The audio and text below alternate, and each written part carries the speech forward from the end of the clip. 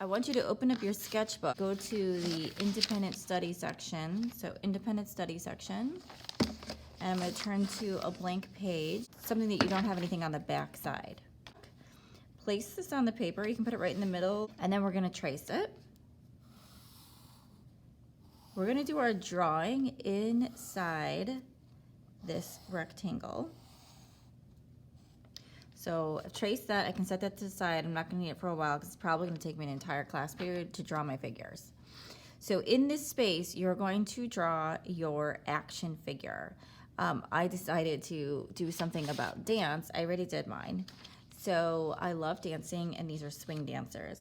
So I decided to challenge myself, of course, because the one dancer looked kind of silly, and swing dancing is all about partner dancing. So I kind of had to do the two people. So you do not need to do that. Definitely takes up a lot more space.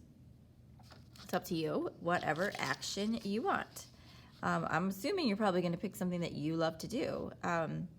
Okay, so I have made sure that they fit within the space, and I did my gesture drawings. If you look closely, you can kind of see this skeletal figure that is inside the girl, right? So if you should have practiced sort of that skeleton design, and that's inside her. So after I did the skeletal to kind of capture the movement of where her body is moving and where she's bending at her hips and she's bending at her knees, and there's the bend in her, what angle the foot is, then I go ahead and I start adding clothing and capturing the feel. So I did find an image on the internet. That's probably the easiest option. If you have a picture of you doing some sort of an activity on your phone or somewhere, that might be really fun. Just some tips when you're choosing your subject. Side angles are probably a little bit easier, so you can see like this is the profile, the side of her face. It depends on what you're doing. If you're doing like a toe touch, like maybe you're a gymnast and your legs are going out to the side and you're doing toe touch, you probably want to do that straight on. So something that makes it pretty easy for you. Not that drawing figures is easy at all. Some of the biggest challenge you're probably going to find is the face and the hands and the feet. So the body is not too bad, but the feet can be really hard. If you notice, I kept things really, really simple. So I kept almost kind of like a gym shoe on her, adding like where the top of the shoe is helps. I did not add all the details. I could add some kind of a sole here. I could do that later. The hands, I kind of went with like a mitten look. So I did not draw each individual finger. So that is something you might want to consider.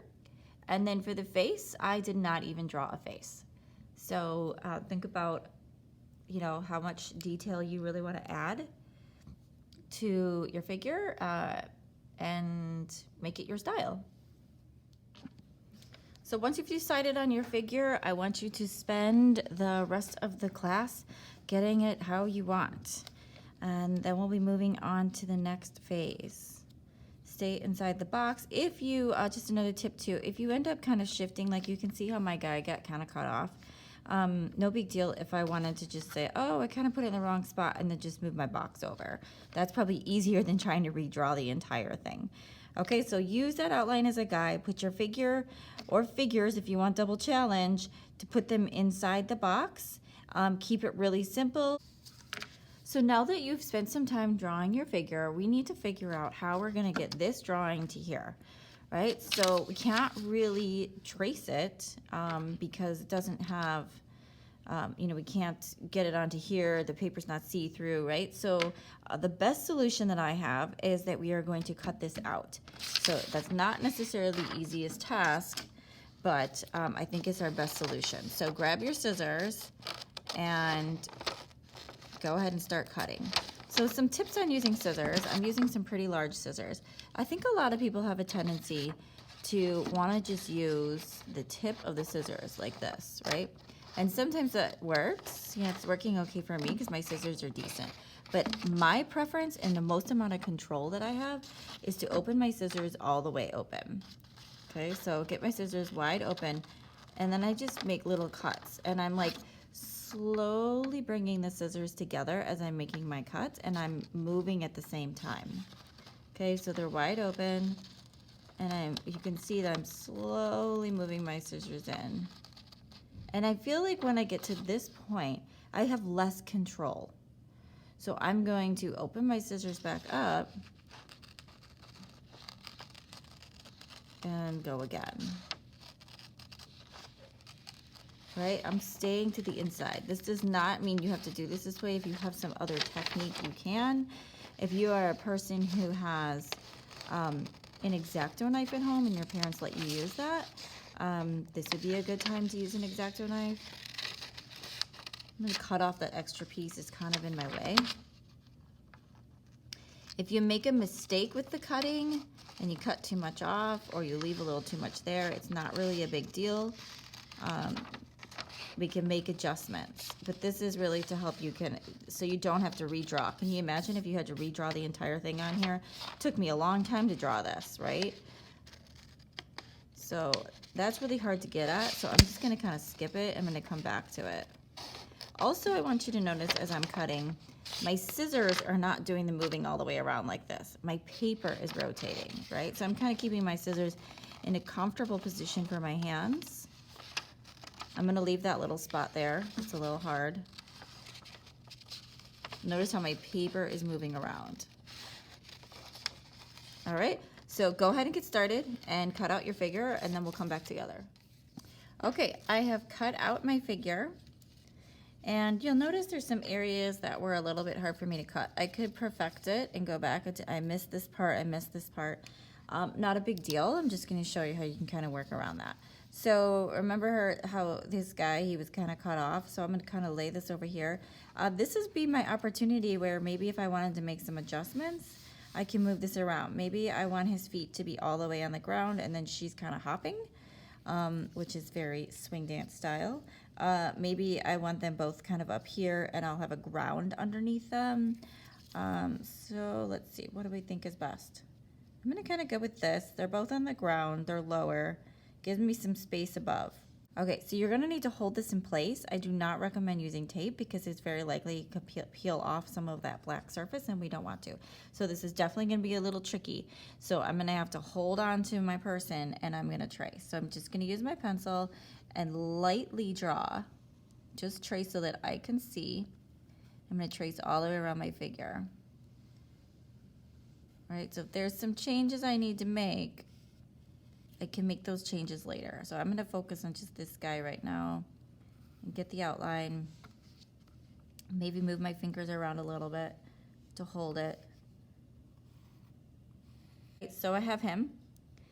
He's lacking a little bit of the detail that he has here. I don't have the hand, but that's okay because that's giving me a lot of information and I can go back and add that later. Okay, so now let's draw the girl. This is really easy for me to go like this, go, yep, this is about right, and that's where her neck is, right? And then this is her hand. And I did like the mitten style hand. Okay. So I can move this to the side. I probably don't want to get rid of this yet because there's a lot of information on here that I need, right? So there's some interior lines. Like if I look at her skirt, there's a line that goes across, so I can add that. There's a waistband on her skirt. I can add that. There is a sleeve, which adds the shoulder, right? There's a line here. So go ahead and make some of those lines. Again, I'm drawing super lightly. You guys can see it. It's a little faint, but you can see it. The pants here. Now the harder ones are gonna be like his hand, which is the interior of his body. So what I could do is I could put this on top and I scoot it over just a little to the side and go, oh, okay, here's where his hand is, right? So now I know it's gonna come like this, and then I can just freehand it. All right, so go ahead and make all your adjustments. Go ahead and trace your figure, add in any interior line details. Don't add any designs to their outfits. We will do that with our scratch board when we start scratching to do a little fashion design project here. Okay, our next step is to use your scratch tool and then you're gonna outline over all of your pencil lines. So this is gonna take a little bit of time here.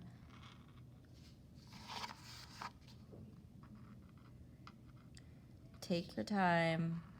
In the beginning, I suggest that we just do you know, just regular thin lines. Later, we're gonna come in and we're gonna add the patterns, the textures, the thicker lines. Okay, I have finished tracing. You can kind of see as I hold this, I finished tracing all my lines. There were some places where I made an adjustment. You might see this. Be careful with an eraser. If you go really lightly, you can erase. But sometimes maybe just leaving that pencil mark might be a good idea. I think it doesn't really show that much. All right, our next step here is to go back to our practice sheet here and look at all these, right? So is there anything here that I would like to reuse again? This is like sort of a fashion design project, right? So what do I want to put in the clothing? Let's look at like how I created some lines here to show the folds in the clothing. Maybe that's all I want to do, and I want to keep the patterns on the outside. So that maybe the people look just fine the way they are, so they're sort of like silhouettes, but then everything around them is filled with designs. Or maybe you want to completely fill the people and have the background be totally black.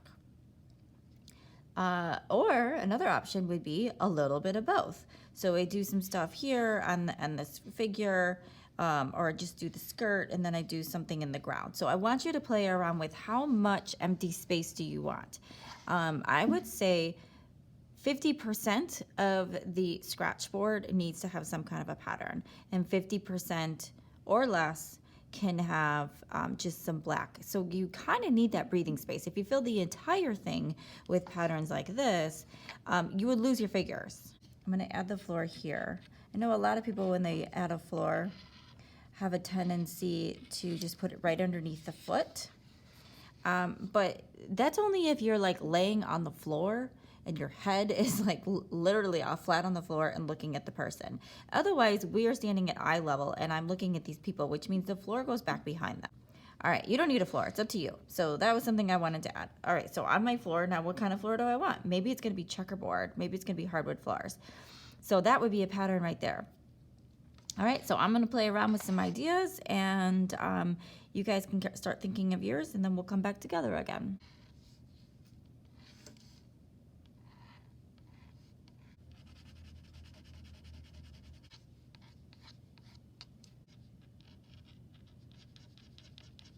Okay, I think I'm done. What do you guys think? I like to move it around so you can see it shimmer and catch the light. I did lots of patterns and kind of went crazy with it because that's the whole idea. So there are a few things in my practice sheet that I really enjoyed making. So I used this in here. I did the spiral, but I changed it up a little bit. The checkerboard that I did in here, I did on the floor. And this stripe I used on the pants, and I didn't use the other ones. That's okay. I came up with some new ones. I decided to go with the skirt to kind of make it look like fabric. I left breathing room, like his shirt is filled. I felt that if I filled his shirt, it would get lost with all the things that were around it. I left the heads and arms and legs just black, leaving a little bit of breathing space for the eye. So like here, I left space in between. Another thing to look at is I kind of divided things up into sections. It kind of helped me instead of just random patterns all over the place. Like I created lines, and within those lines I created a pattern.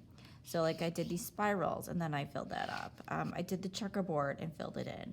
I did a solid line, and then above that I did another line, and then I kind of did like a X cross hatching type thing. So I think dividing things into sections can be really helpful. If I just did the entire area up here with the kind of the fish scales, that might be pretty effective because there was a lot of open space. But I think in areas where there's a lot going on in the center, I think it helps to make some divided sections and fill those with patterns.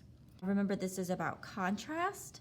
So the contrast is what I'm talking about, is that breathing room. So like you have the dark area and then you have the pants, and that contrast is like that super shiny silver or gold that you have showing against the black. Having line variations. You should have skinny lines and thick lines. You should have organic lines and geometric lines. So lots of variation is really going to help.